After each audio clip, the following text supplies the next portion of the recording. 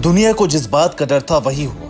अरब में सबसे बड़ा घमासान आरंभ हो चुका है। मिडिल ईस्ट से तीसरे विश्व युद्ध की दस्तक के संकेत मिलने शुरू हो गए हैं। बीते 2 महीने से इस बात की आशंका जताई जा रही थी कि वार्ता की आड़ में अमेरिका इजराइल ईरान पर हमला कर सकते हैं, जो पूरे अरब को अपनी चपेट में ले लेगा। और हुआ भी वही।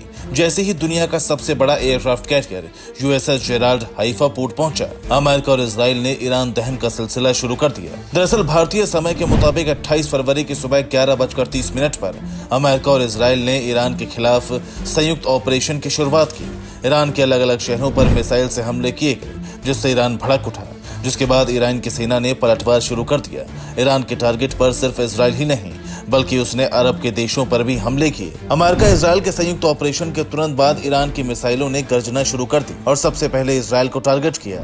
इजराइल पर ड्रोन हमले भी किए गए, लेकिन बहरीन में मौजूद अमेरिकी बेस पर भी ईरान ने मिसाइल हमले करके तबाही का सबूत दे दिया, जहां अमेरिकी नेवी के 5th फ्लीट हेडक्वार्टर को टारगेट किया गया। ईरान ने कतर के अल उदैद एयरबेस को टारगेट किया। कतर ने पैट्रियट सिस्टम से मिसाइलें रोकने का दावा किया।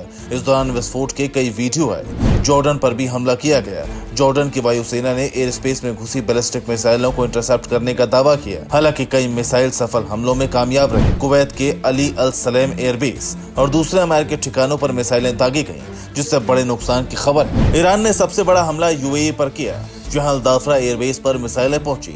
इसके अलावा अबू धाबी और दुबई में विस्फोट के कई वीडियो सामने आए। दुबई में एक होटल को भी टारगेट किया गया।